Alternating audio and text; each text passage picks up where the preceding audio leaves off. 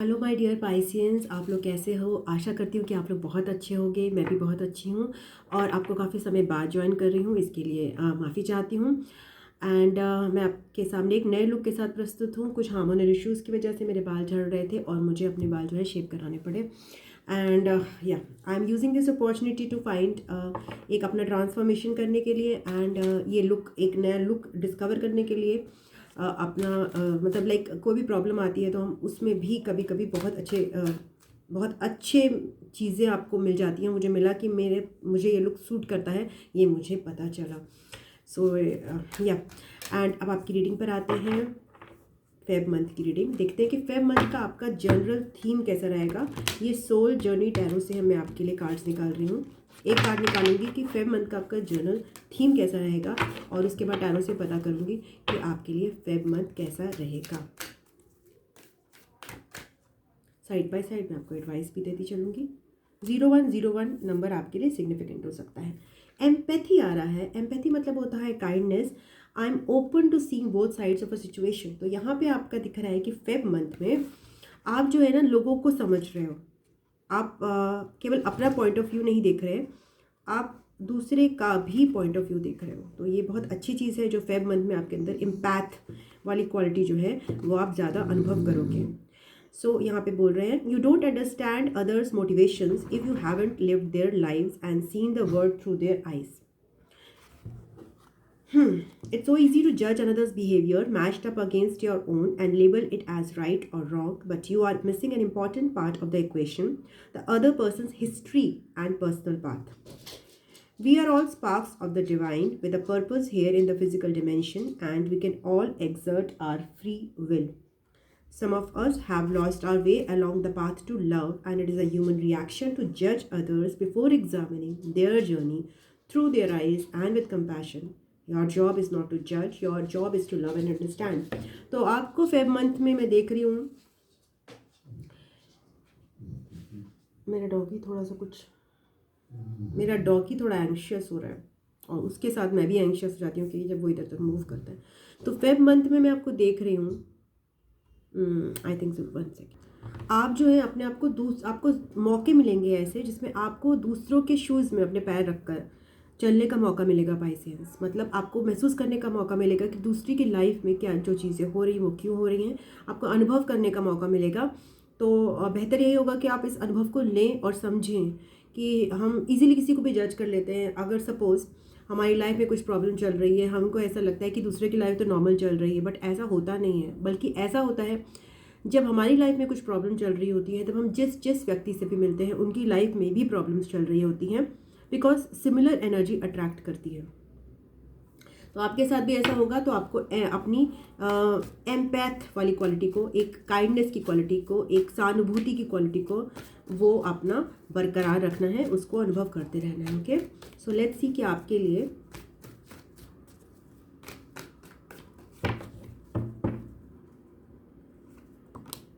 Six of wands आ रहा है। काफ़ी सक्सेस, कॉन्फिडेंस आप में दिखाई दे रहा है मुझे।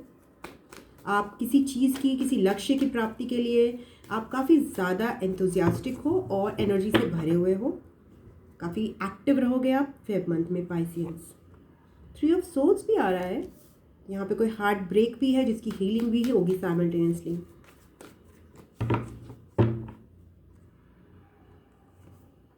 नाइट ऑफ पेंटिकल्स, मनी के लिए आपको स्लो ग्रोथ है, बहुत फास्ट ग्रोथ नहीं है। स्लो मूवमेंट है मनी को लेके, बट मूवमेंट है। ये मूवमेंट जो हिंडर हो रहा है, वो रुक रहा है, वो कहीं ना कहीं कोई हार्ट की पेन की वजह से है।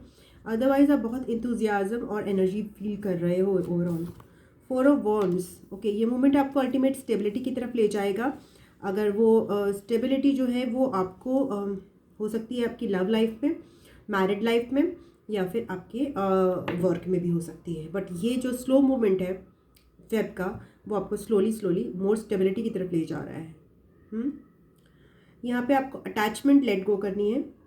अगर आपकी लैक मेंटालिटी है तो वो आपको थोड़ी सी लेट गो करनी पड़ेगी, चीज़ों को पकड़ के रखने की मेंटालिटी।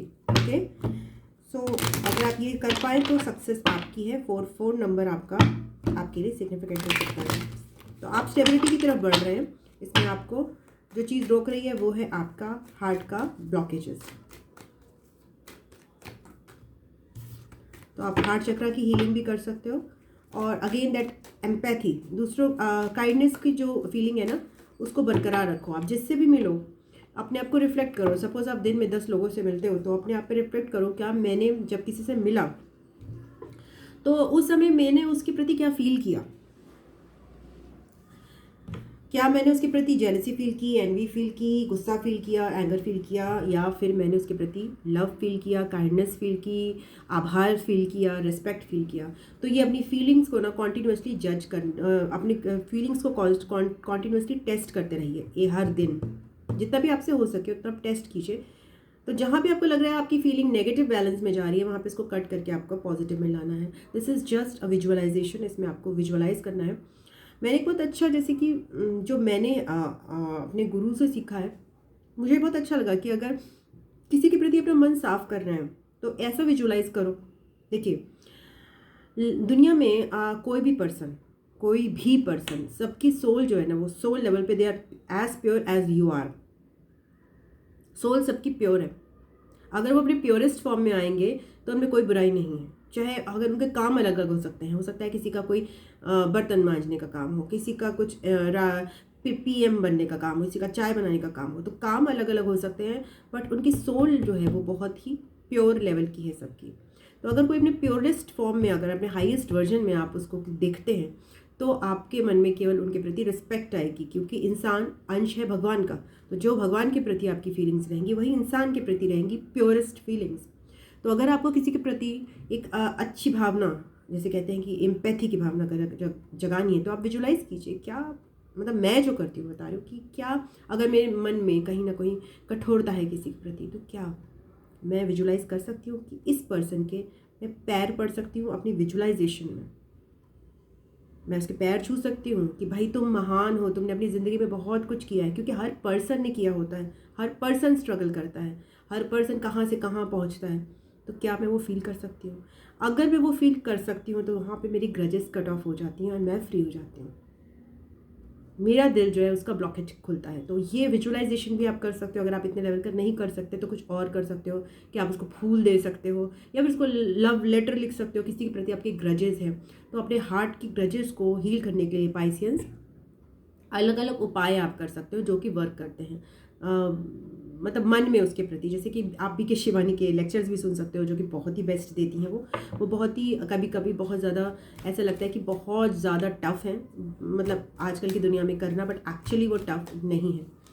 अगर हम अपनी हेल्दी सेल्फ की तरफ आए तो वो हमें इजी लगने लगते हैं और वो बहुत ज़्यादा इजी बना देते हैं लाइफ को। बी के शिवानी के जो लेक्चर्स हैं, उनकी जो सीख है, तो मैंने आपसे शेयर किया जो आप कर सकते हो। आप अपना भी कुछ अपने हार्ट को हील करने के लिए, आपका हार्ट में ग्रजेस बहुत ज़्यादा है, वो हील करने के लिए आप कुछ कर सकते हो।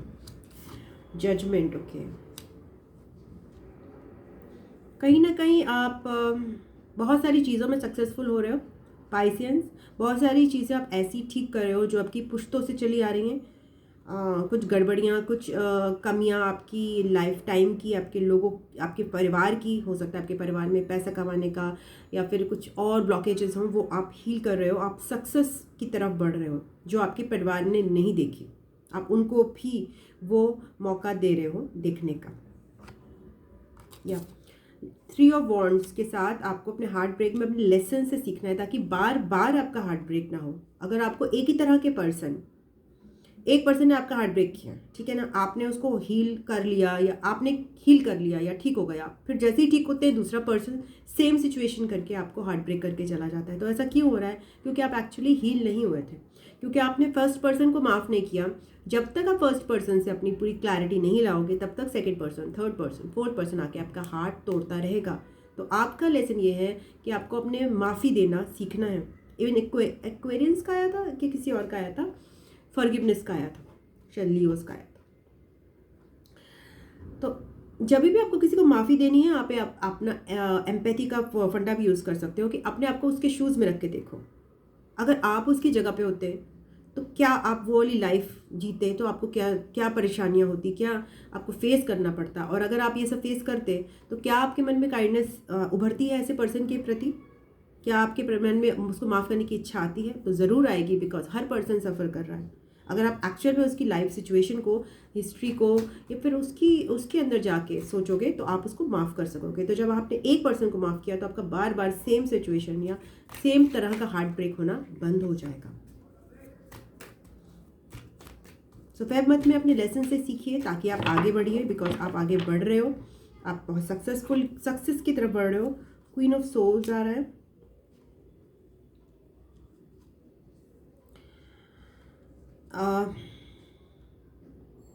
आपको फेब मंथ में आप ब्लंट रहोगे और ये बहुत अच्छी चीज़ है। मीन्स कि मैं ये नहीं कह रही कि हार्ट ब्रेक है, थोड़े से आपकी ब्लंटनेस भी रहेगी, थोड़े लॉजिकल और प्रैक्टिकल रहोगे, बहुत सॉफ्ट नहीं रहोगे, थोड़े से एक्शन ओरिएंटेड रहोगे आप फेब मंथ में, बिकॉज आप सक्सेस की तरफ गो गेटर की तरफ बढ़ रहे हो। ओके, स्लो एंड स्टडी, बहुत ही सॉलिड वे में, बहुत प्रैक्टिकल है आपकी चीज़ें यहाँ पे, बट स्मार्ट है। Page of cups, okay.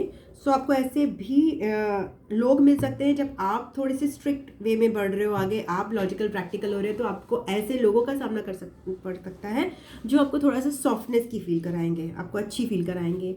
तो आपके लिए हार्शनेस जो है लाइफ की वो थोड़ी सी कम करेंगे आपकी, बिकॉज थोड़ा सा आपका टफ फेज है, ठीक है ना। हार्ट ब्रेक है, आप थोड़ा सा स्टिफ रहोगे, but you will meet people जो आपको सॉफ्ट फीलिंग्स, आपको प्यार की फीलिंग्स, रोमांस की हो सकता है, या फिर कोई ऐसी काइंडनेस की फीलिंग्स आपको ऑफ़र करे, आपको कुछ ऐसी चीज़ ऑफ़र करे जिससे आपको लगे कि हाँ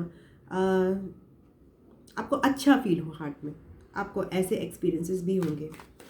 anything else for Feb month for Pisceans?